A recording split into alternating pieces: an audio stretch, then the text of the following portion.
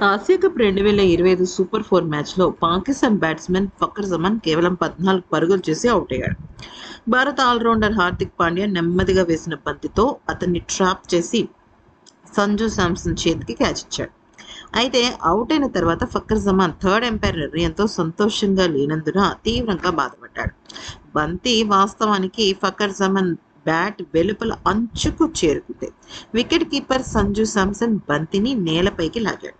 అయితే ఇక clean catch కోసం తనిఖీ చేయడానికి ఆన్ ఫీల్డ్ ఎంపైర్లు థర్డ్ ఎంపైర్ సహాయం కోరారు. నిర్ణయం వచ్చినప్పుడు ఫకర్ జమాన్ షాక్ అయ్యాడు.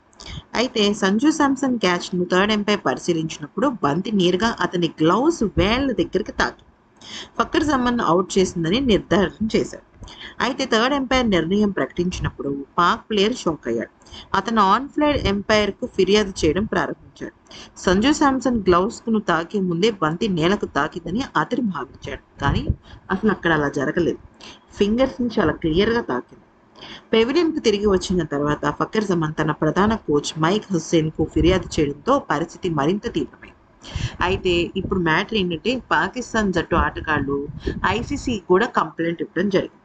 అంటే ఐసీసీకి ఏమని కంప్లైంట్ ఇచ్చారంటే ఇది రాంగ్ జడ్జిమెంట్, ఓకే, 26 కెమెరాస్లో మీకు జెన్యూనిటీ కనిపించలేదా అని చెప్పేసి వాళ్ళు కంప్లైంట్ ఇవ్వడం జరిగింది. అయితే ఐసీసీ వాళ్ళు వాళ్ళ తప్పు ఎందుకు ఒప్పుకుంటారు అంటే నిజంగా వాళ్ళు తప్పు చెయ్యలేదు. ఎందుకంటే 26 కెమెరాస్లో 26 యాంగిల్స్లో చూడడం జరిగింది. అటువంటి సమయంలో వాళ్ళు తప్పుడు నిర్ణయం అనేది తీసుకోరు. ఎందుకంటే దానికి యాంపుల్ టైం తీసుకుంటారు. అలాగే కొన్ని డిఫరెంట్ యాంగిల్స్ యూనిక్ అబ్జర్వేషన్స్ చేసిన తర్వాత మాత్రమే వాళ్ళు ఆ నిర్ణయం తీసుకుంటారు. సో పాకిస్తాన్ ఐసీసీ మీద కాదు కదా, ఒక ప్రపంచ దేశపు సుప్రీంకోర్టు దగ్గరికి వెళ్ళినప్పటికీ కూడా పరిస్థితి ఫలితం ఇదే ఉంటుంది. సో దీనిపైన పాకిస్తాన్ ఆటగాళ్ళు ఏంటంటే అప్పటికి ఇంకా 14 పరుగులు చేశాడు అంతే ఫకర్ జమాన్. నిజంగా అతను ఉంటే కొట్టేవాడా కొట్టలేదా అనేది secondary issue.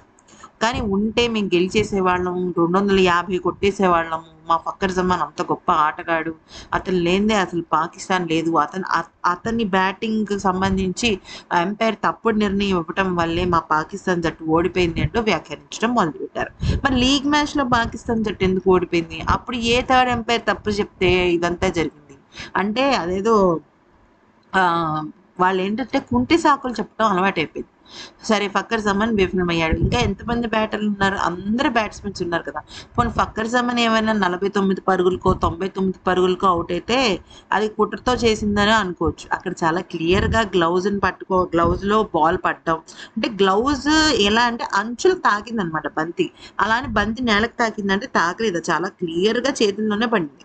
Benefit of doubt కింద ఒకవేళ నిజంగా తీసుకున్నా కూడా బ్యాట్స్మెన్స్కి అది అనుకూలమైన రిజల్ట్ రావాలనుకున్నా కూడా ఇక్కడ మనం ఒక విషయాన్ని గమనించాలి. అది ఏంటంటే మ్యాటర్ చెప్తా వినండి. బెనిఫిట్ ఆఫ్ డౌట్ కింద మనకి ఎప్పుడు కూడా అంటే భారతదేశ బ్యాట్స్మెన్స్కి ఎప్పుడు కూడా పాజిటివ్ ఫలితం రాలేదు. ఎప్పుడు కూడా అక్కడ కాట్కి పాజిటివ్ ఫలితం వచ్చింది.